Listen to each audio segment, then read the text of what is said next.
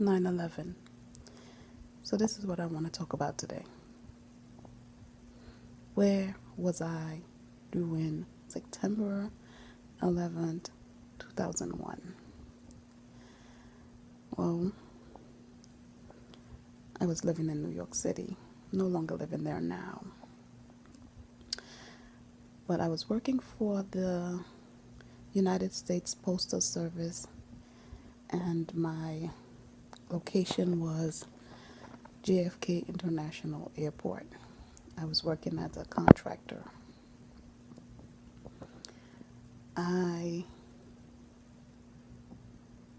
worked the night of September 10th into September 11th, an overnight shift. Usually I get home about, let's say, 8:30, 8, 7:45, 8, between 7:45 and 8:30 in the mornings. And that morning, September 11th, I got home around 7 something, and I prepared my child for school. And at the time, the guy that I was dating also had a son, so I prepared both of them for school. They went to separate schools. My boyfriend took his son to school on the other side of town, and my daughter's school was not that far away, about maybe 2 blocks, 3 blocks away.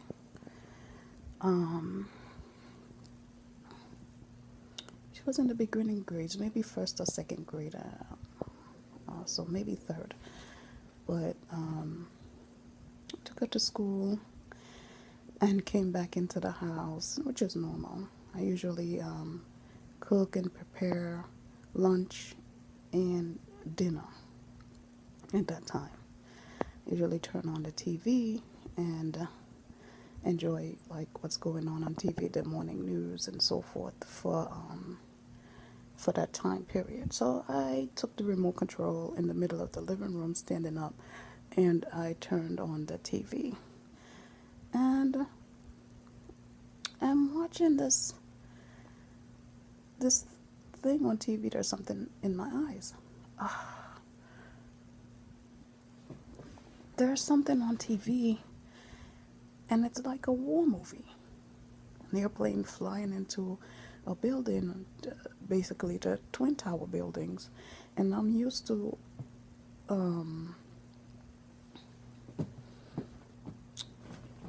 Hollywood making movies. There's something in my eye. So I decided to continue the story over here because I don't know what was in my eye, but so I turned on the TV in the middle of the living room, and there's like a movie on TV, a war movie, an airplane flying into the Twin Towers, which was strange for a morning time. Morning TV don't usually have that. We usually have the news, cartoons, or some kind of children's show going on at that time of the morning, and it's close to 9 o'clock at this time. And I'm watching, and as soon as the plane hits the building and smoke starts to come out of the building, the newscaster is screaming, and he's like, we're under attack, and the TV cuts off. Oh. So I still have the remote control in my hand, and I'm flipping through the channels, and all the channels are off. Channels are off. Channel 5, Channel 11, all Channel 9, all the channels are off. I finally got on to Channel 2, which I think was CBS. I don't know. But I finally plugged into Channel 2, and there is a newscaster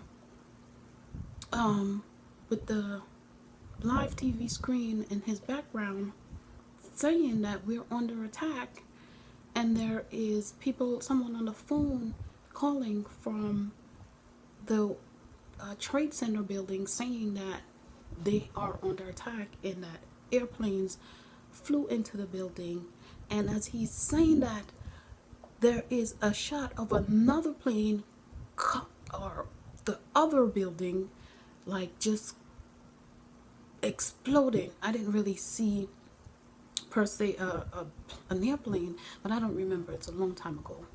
And that explode, and you can see little bodies from the first building literally jumping out of the building, and it looks like something of a Hollywood action movie. Then the screen at the back of him flips again, and then there's like this other place, and the newscaster is hysterical, and he's going on, I think it was the Pentagon or something. The Pentagon is also under attack, another attack there, boom, and then there's smoke and all these things coming on, and then he's talking, and then he's on the phone with someone live from in the building, and the person is screaming, someone is blowing up the building, da da da, we can't get out, and he's trying to ask them questions, and they're just going on and on and on and on. This is what I remember. Then the TV screen at the back of him flips again, and there's another location that something else is happening. Some fort was being under attack also. I just remember leaving the TV on that channel and trying to think, like, what the hell is going on? When I tell you, I'm having goosebumps right now. That's to tell you. Oh, the memory is ridiculous. The memory is so, like, I can still remember like it was yesterday. I just remember dropping that damn remote control, grabbing my house keys, and dashing straight to my daughter's school, like 2 or 3 blocks away. Running to my daughter's school, went straight into the office, the principal's office. It was a big office, pretty much. I don't know if every school office looks like that. I don't think so. But the one that she was in, all the faculties and so forth was in the outer parts, and then the principal and so forth and the other people was in separate little office. I went in there and I said, I am here to pick up my daughter now. Right now, there's something happening. I don't know what it is, but it seems like this country is under attack. There is a war or something, and everyone is looking at me like I have lost my marbles, like I am crazy out the box. I said, I want to get my daughter out now, and they all looking at me, ma'am, you can't just come and take her out like that. I said, I don't care what it is. Where is she? What class is she in now? Let me go get my kid. And the teacher's like, okay, you have to sign this paper, get this paper. I said, turn on the news. Do you see what's going on in the news? And I am freaking out. I said, turn on the news. There is something happening. Y'all need to get these kids out of here. So the ladies in there were mostly ladies. I don't know if there was any men, but they 100% did not believe me. She pulled out the paper. I don't even know where I signed. I don't even think I signed on the line. I don't even know what I wrote. I probably wrote somebody else's name on there. That's how bad it was. Oh my goodness. I signed the paper, and they're like, oh wait, someone is gonna go get her, bring her down. I said, no sorry. I took the stairs. I went up the stairs, peeked in the main room, main classroom, point blank. I said, she not in there? Okay. She not in there? Okay. When I saw my daughter, I was like, let's go. We going now. I grabbed her hand. Didn't even think about grabbing her things. She want to get all her things. Yeah, I want my book bag. She's so little. She don't know. She don't understand. So she's like, I want to get my book bag. So I was like, oh, get the book bag. Get whatever. I got my baby, ran down them stairs, ran back to the house, and put my baby inside the house and stayed there. I was like, no. Whatever's going on out there, it's going to be out there. I got on the phone and I started to call my boyfriend. I didn't let my daughter see what was going on the TV. I put her into her room and I put on the little VHS. It was VHS at the time that she had. She had a bunch of them. She had all the animated movies, all the Disney movies, everything. Barney, child, whatever was going on at the time, she had them. So I took them all out, put them on the bed, put one in the VCR, and I was like, stay here and watch TV, okay? Okay, she was happy with that. I ain't gotta be in school. She asked no questions. That baby was so good. So I start calling my boyfriend and I'm like, we gotta get your son because he's on the other side of town. By then, the TV is showing all the smoke and demolition and fire trucks and dead bodies and everything on the ground in Manhattan, and people running and screaming, trying to cross every bridge there is. Brooklyn Bridge was crowded, people running and screaming. Manhattan Bridge was crowded, everybody running away from Manhattan. All the bridges, all the streets, and you can see from the angles of different cameras the soot. The soot was so thick that you cannot even see if someone was coming up to your face until they actually got there. And all this is coming over live TV. And the newscaster is going on and on and on. We have just been under attack. The Twin Towers have been bombed down. And there was another building. I'm not sure what the other building was. The Pentagon has been under attack. And I'm trying to remember the fort. I don't want to say the wrong fort. But it was some kind of fort. But it was not in New York City. It was somewhere out there. And let me tell you, it was horrible. I told my boyfriend, he's on the frantic. He's thinking of how he's going to get his son. Oh my God. Now it's time to find out where the rest of my family is. My mom works in Manhattan. My mom is a healthcare provider. Was at the time. She still is. And I know my mom is in Manhattan. So I'm calling everybody. There is nobody answering their phones. No one is answering their phones. And I cannot find out what's going on. I don't know where my sisters, I don't know where anyone is. I am in the house frantic. I went in the bedroom, turned up that TV so loud. My baby in there singing her little Barney song. I love you, you love me. And I can't be smiling. I am frantic as hell.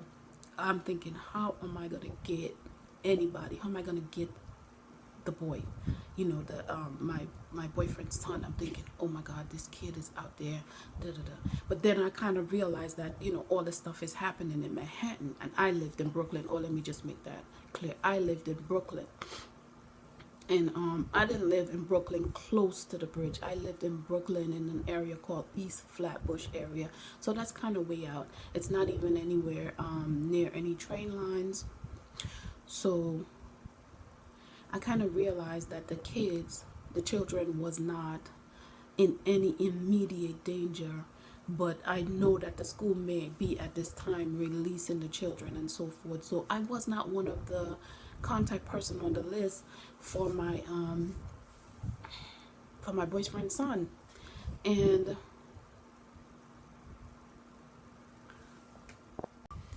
And my boyfriend is trying frantically. So he got his mother on the phone, and someone went to pick up his son at the school. His son was a little bit older than my daughter. Picked up the son, and I was cool. And now it's time to get him home. Oh my God. He also worked in Brooklyn. He worked in a part of Brooklyn called Sunset Park. And he can use two means of transportation. He can use the direct bus service, the MTA, New York City Transit bus service, to go from where he worked to close to where we live. Or he can use the train lines, which I think he may have had to connect to two different train lines and a bus line to get home. Hours and hours and hours and hours. I am in the house and I cannot get through. I can no longer get to him. I cannot get anything to hear about my mother on the phone. I cannot talk to any of my sisters. I think at that time I probably got through to my sister and tried to find out where my mother. She didn't know either. Hours, hours, hours, and just trying to look at TV. None of the channels came back on, so I'm just stuck with this one channel, channel 2, and I think it is CBS, channel 2. And I was just grateful for having that channel on, and just listening to different things and watching the scenery. People is trampling over each other, trying to run over these bridges. They're announcing that all New York City train lines is down, and all the trains that was in motion is stuck in the tunnels. So whatever is on the ground close to the vicinity of the area, there's a high possibility that the people is stuck there and may be hurt, because these 2 or 3 buildings came crashing down on them, and you can see the impact. And at this point now, the soot is crossing the bridge. So the Hudson River is covered. You cannot see the Hudson River. You can't see the bridge itself, but you can see little people running, and you can see as the camera is just picking up people running by, screaming, talking. And then after about, let's say in the evening time, about, let's say 4, maybe 5 o'clock, you start seeing people coming into my area that's been impacted. People was looking like if they were ghosts, covered in the suit. I don't even want to start crying, because it was so heartbroken to see these people walking like walking zombie. You would think it's something straight out of a horror movie. And I remember this lady, I couldn't even tell if she was black or white. She was 100% covered with soot, walking to her home. And I remember wanting to talk to her, to talk to her. I remember wanting to say something to her, but I couldn't find any words.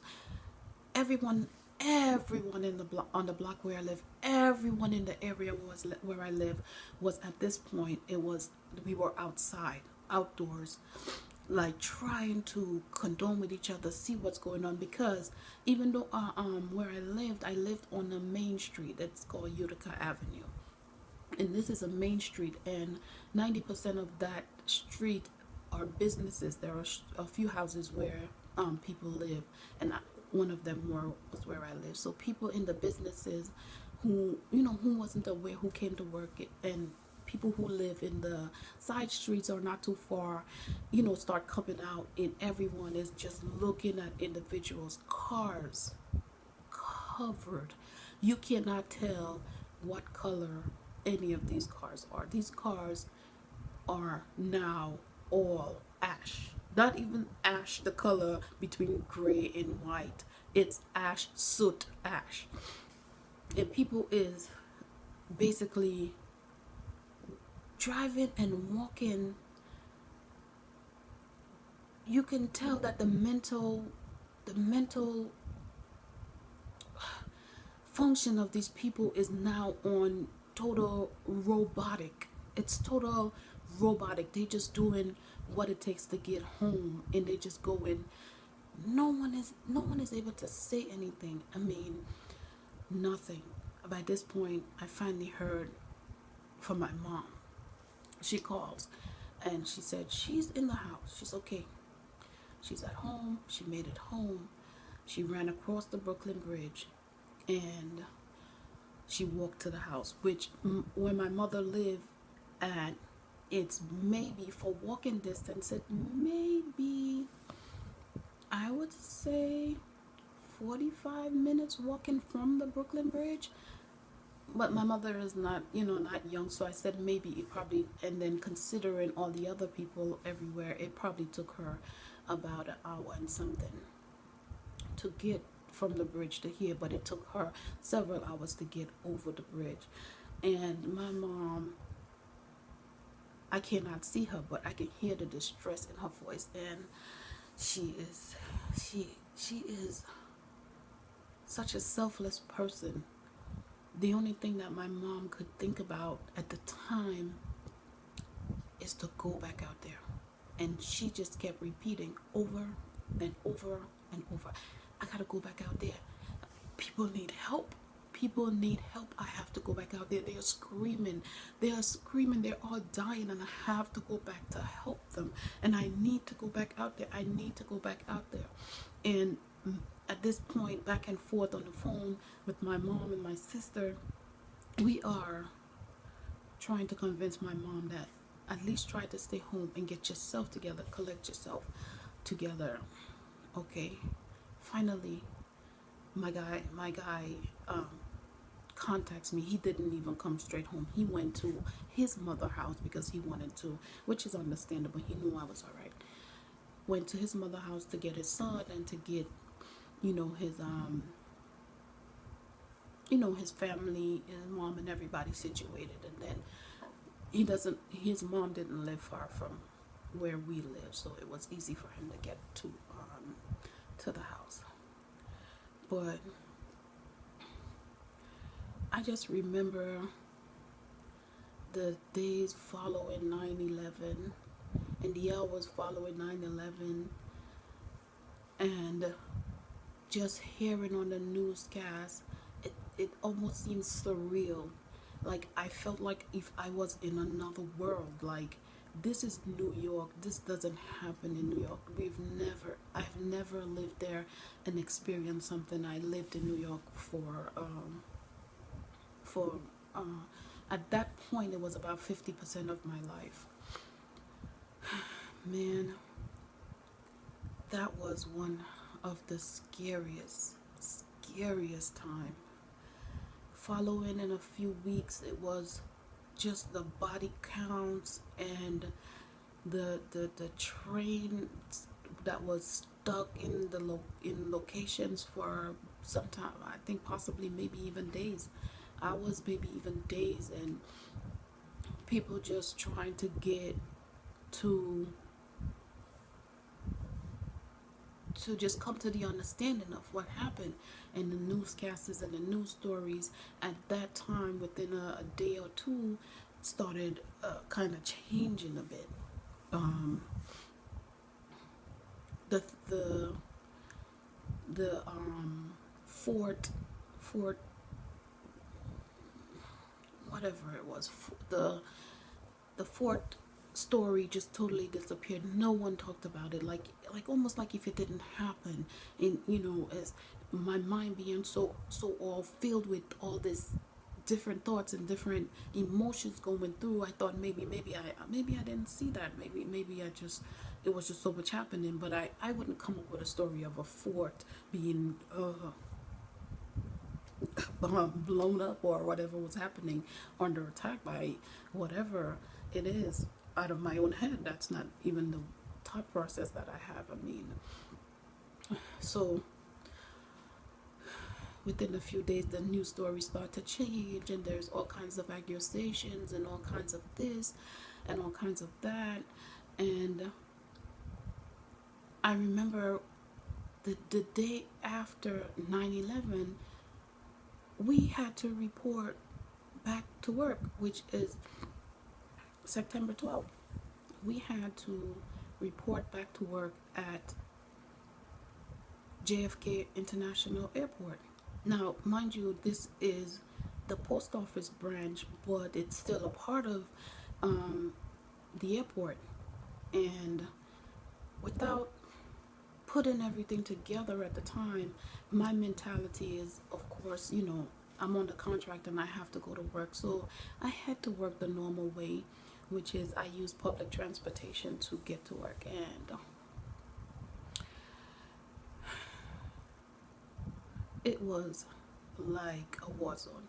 The beginning part of my travels was fine, which I had to take a train and then transfer onto a bus, which the bus line took took um took me to the location entrance of the postal facility in JFK. It was the last stop on that bus. The bus was still functioning. I got on the bus, but then once we reached that area where we supposed to enter airport facility, man, I have never seen weapons. When I tell you, military weapons. Right at the, so this location block, it's a block that leads into the postal facility. It's right at the end of the block. And this block is forever long. They just didn't cut it up because no one really walks out there. It's not a walking place. There is no houses. There is no nothing. So the airport is on this side. The postal facility is on the right side, and on the left side is just open field. And the bus usually goes down into that area, makes the stop, and that's usual because it's usually a few of us on there that's for that facility, especially that time of night. Oh my goodness. At the traffic light, just before the bus enters close to the location of where we supposed to go into the postal facility at JFK, I saw tanker trucks. There were military helicopters everywhere. There were soldiers everywhere with all kinds of machines. There was ones on their shoulder. I don't know what they call them, torpedo blasters. I don't know, but they had military weapons everywhere. I've never seen. My heart stopped. Point blank, my heart stopped in my chest. I thought I'm going into a war zone, but I'm thinking, why did they have us come to work? Why couldn't they just postpone for the day?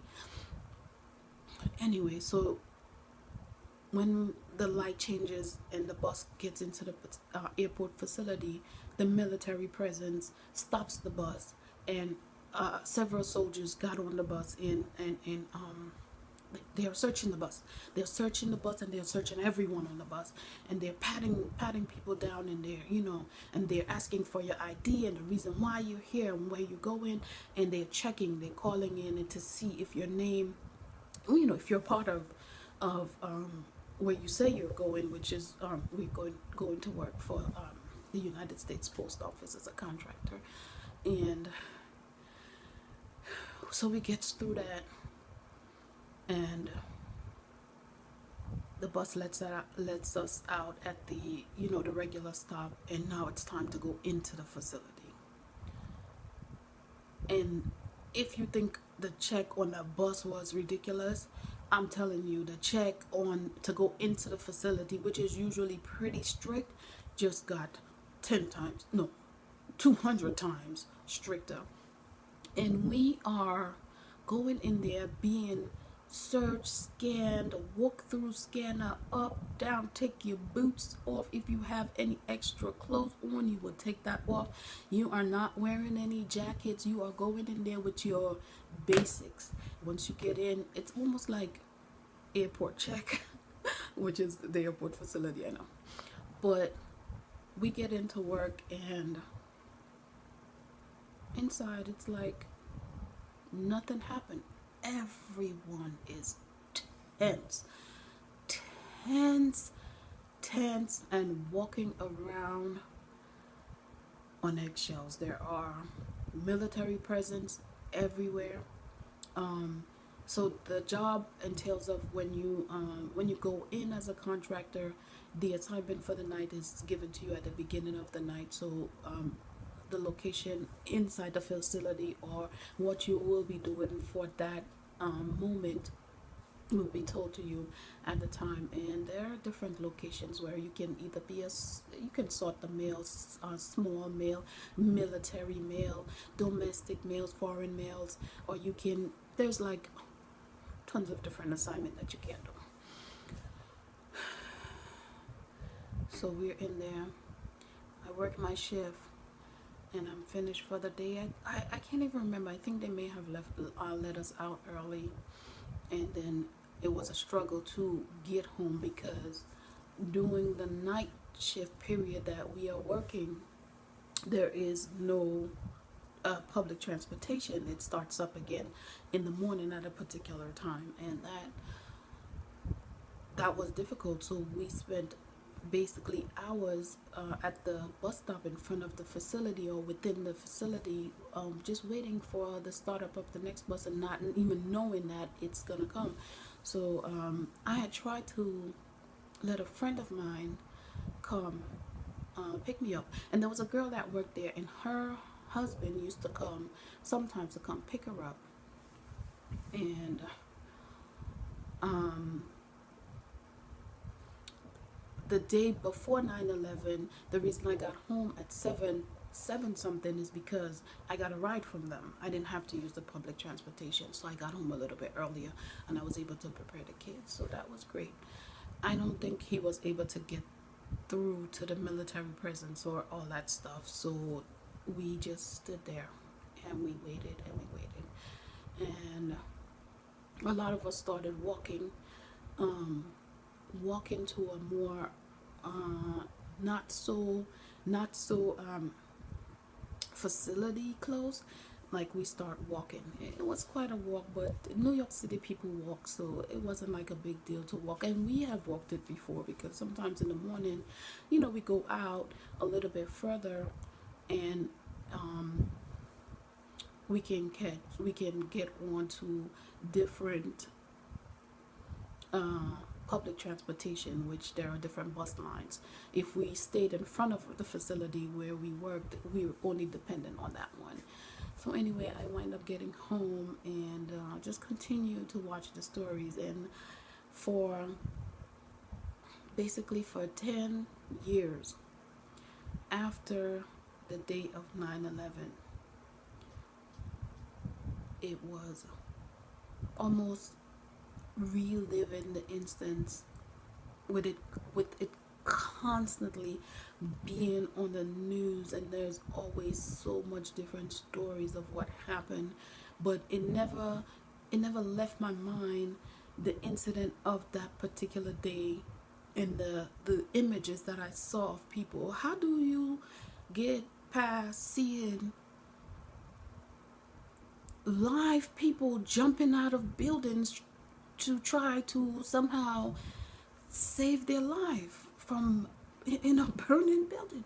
And I know I've seen it in other times on television, in news, but this is live, and this is happening in New York City. This is jumping from several stories, hundreds of stories up. So bodies are flipping before they even reach the floor. You're hearing at that point, days after the event, a horrible event take place, you're hearing stories and voice calls of families member calling their family member and saying goodbye, because they know that that was going to be their last time to talk to their family member. And I am tearing up, and I'm trying very hard not to cry, but I could only I cannot even imagine. I cannot even imagine what it is to be in a position where you're gonna die, and you calling your family member to say goodbye, and this is the last they'll hear of you. I still, to this day, which is now 2016, and it's about September 9th or September 10th or somewhere around there, that I'm just reflecting on the event of 9/11, and I want to still to this day send out my heart condolences to the family members who lost their life, and the ones who have had someone lose their life in that event. Um, it's something that is a fresh wound, that every time the date comes back around, even though you may have other family members who have passed on to the beyond, there's the tragedy and the high capacity of horror of this event is just a wound that that